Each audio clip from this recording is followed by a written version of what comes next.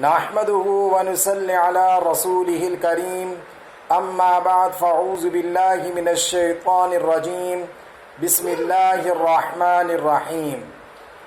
ہمارا آج کا اہم مسئلہ یہ ہے کہ بعض لوگ سحری کا وقت ختم ہونے کے باوجود اذان کے شروع یا درمیان یا آخر تک کھاتے رہتے ہیں۔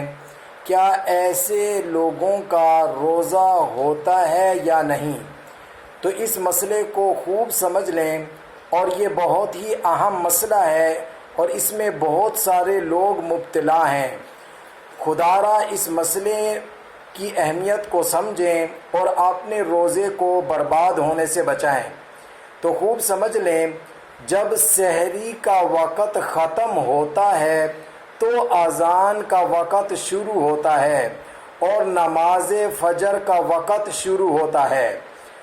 لہذا جو لوگ سحری بند ہونے کے باوجود اذان کے شروع یا اذان کے درمیان یا اذان کے آخر تک کھاتے رہتے ہیں تو وہ لوگ خوب سمجھ لیں ان لوگوں کا روزہ نہیں ہوتا، بلکہ ان لوگوں نے اپنے روزے کو برباد کر دیا۔ بہت سارے لوگ روزہ اسی طریقے سے رکھ رہے ہیں کہ اذان کے شروع، درمیان یا آخر تک کھاتے رہتے ہیں اور پھر روزہ رکھ لیتے ہیں، پورا دن بھوکا رہتے ہیں، لیکن ان کا روزہ نہیں ہوتا۔ ان کے کھاتے میں صرف بھوک کے سوا اور کچھ نہیں آتا۔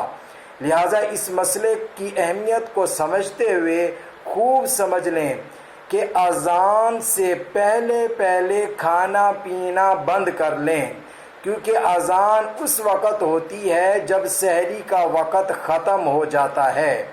اللہ رب العزت ہم سب کو اس مسئلے کی اہمیت کو سمجھنے کی توفیق عطا فرمائے اور اپنے روزوں کی حفاظت کرنے کی بھی توفیق عطا فرمائے۔ وآخر دعوانا ان الحمد للہ رب العالمین۔